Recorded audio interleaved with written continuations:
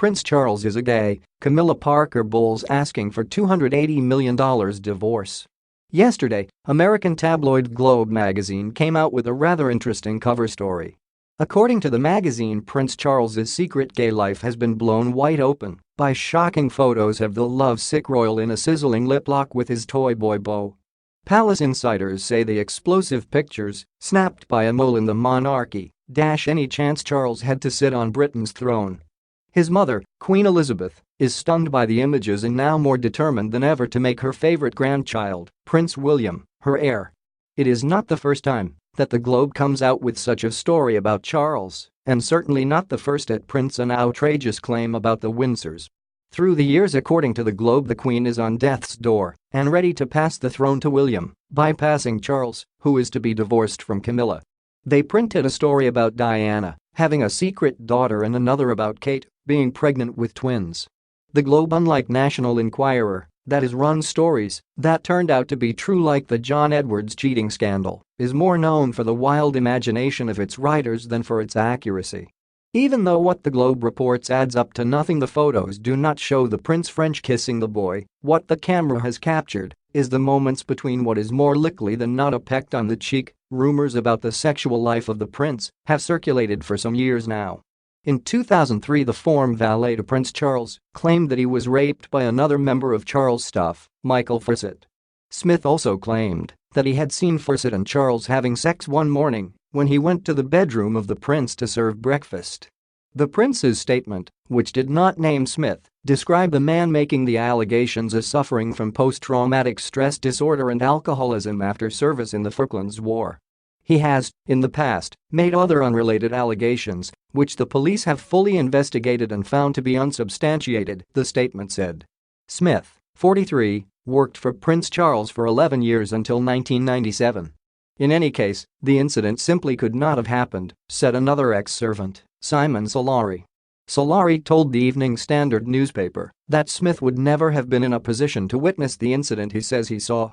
In defending Charles, Solari also put more details into the public domain, but with little explanation. It would not have been in George's remit to attend the prince or serve him tea in his bedroom. That was a job for the senior valet, Solari was quoted as saying. The Prince of Wales does not have breakfast in bed. It did not happen in my day, anyway, he said. Anyone who knows the Prince of Wales at all would appreciate that the allegation is totally ludicrous and, indeed, risible, his secretary Sir Michael Peat said in an unprecedented statement on the matter. Besides, how can the man who was caught on tape wishing to be reincarnated as his mistress's tampon be gay? Still, homosexuality and the Windsor family are old friends. Lord Louis Mountbatten was certainly bisexual and was famously rumoured to have had an affair with Edward VIII when he accompanied the young Prince of Wales on his empire tours. Another close friend was an Irish student whom he met at Cambridge, Peter Murphy, who became Mountbatten's close and constant companion till the end of his life. Lord Louis, who would go on to become Governor of India, married Edwina, a fabulously wealthy socialite who was to have a torrid affair with Pandit Nehru, Prime Minister of India. Before his marriage to Marina of Greece, the Duke of Kent, he is supposed to have enjoyed the company of thin blonde men. He was arrested for engaging in homosexual activity at least once, but released when his identity was confirmed. The papers may not have reported on his indiscretions, but all of high society knew about them. To this day, his papers are sealed at Windsor Castle, and no researchers are allowed to look at them. Princes William and Harry's candid Diana interviews are creating a strain with Charles and Camilla. Royal commentator Richard Fitzwilliams explains why the princes are being so open about their late. The BBC One documentary 7 Days predictably got a mixed reaction from viewers on Sunday night, August 27, as it explored the tumultuous week following Diana, Princess of Wales' death, with an emotional and overwrought British public torn between anger and grief. The 90-minute broadcast featured candid, well-trailed interviews with Princes William and Harry. Those sparked a debate on social media, with many venting their frustrations about Prince Charles and his wife of 12 years, Camilla, Duchess of Cornwall. One viewer tweeted, "Camilla is a drag on the monarchy and Prince Charles may well find himself expendable."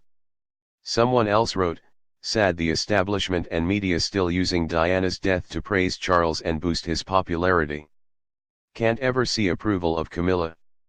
Others detected a divide between the princes and Charles and Camilla, with another writing, William and Harry set the record straight and pushed back Charles's crazy Diana/poor Camilla and I narrative, without any regard about them.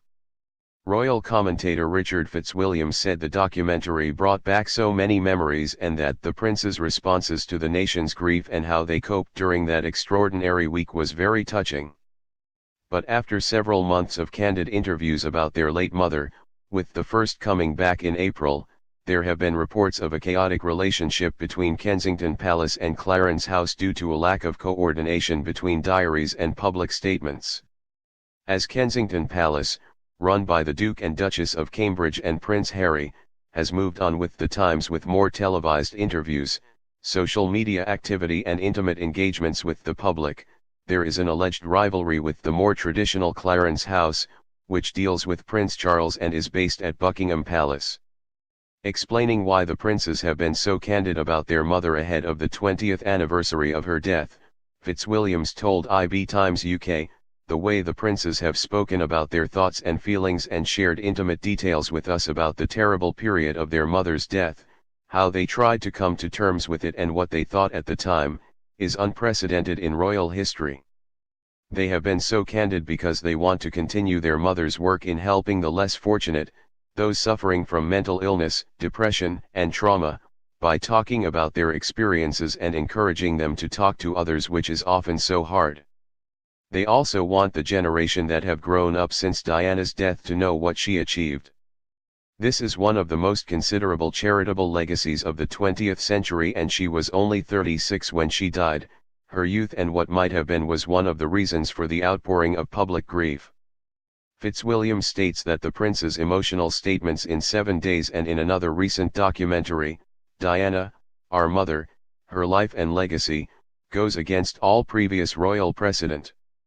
On Charles and Camilla's stance, he continues, I think Charles and Camilla expected a commemoration of the 20th anniversary of Diana's death.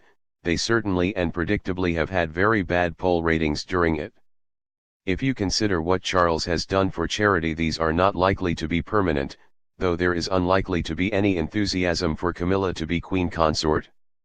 It is worth bearing in mind that it is unusual to commemorate an event after 20 years, but there will be no actual ceremony on the actual anniversary.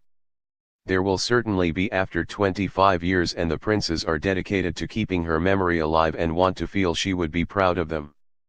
Though the marriage of Charles and Diana was a nightmare, both were marvelous parents.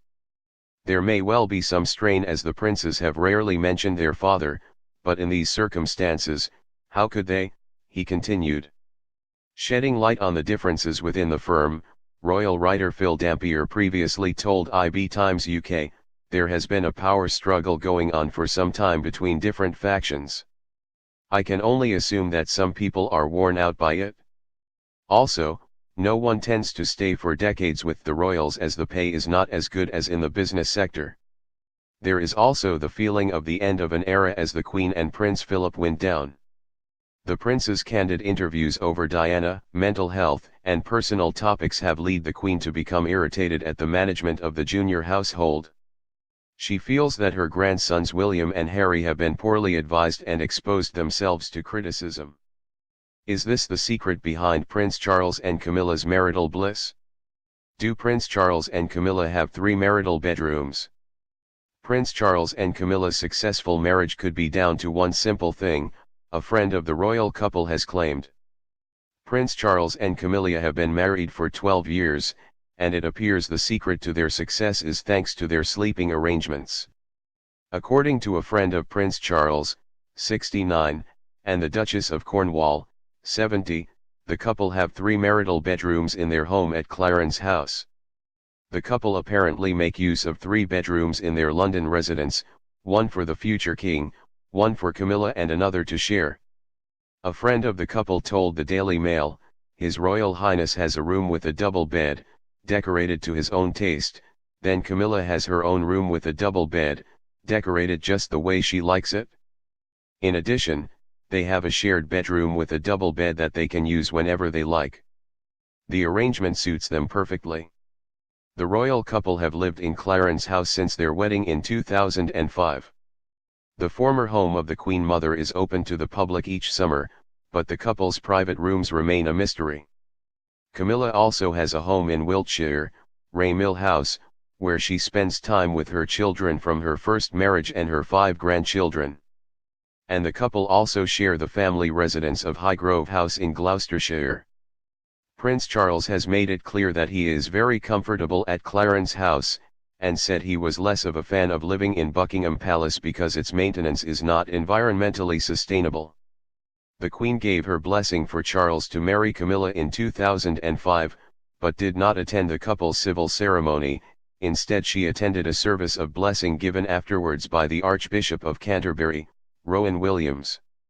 The pair's wedding was the first time a royal family member wed in a civil ceremony in England. According to a survey from the National Sleep Foundation, almost 1 in 4 married couples sleep in separate beds. The National Association of Home Builders have also predicted that 2 master bedrooms could become the new norm. Director of the British Snoring and Sleep Apnoea, Marianne Davey, said, "Most couples who elect to sleep separately find it to be positive for the relationship. Many couples decide to sleep in separate beds because of different sleep schedules or snoring."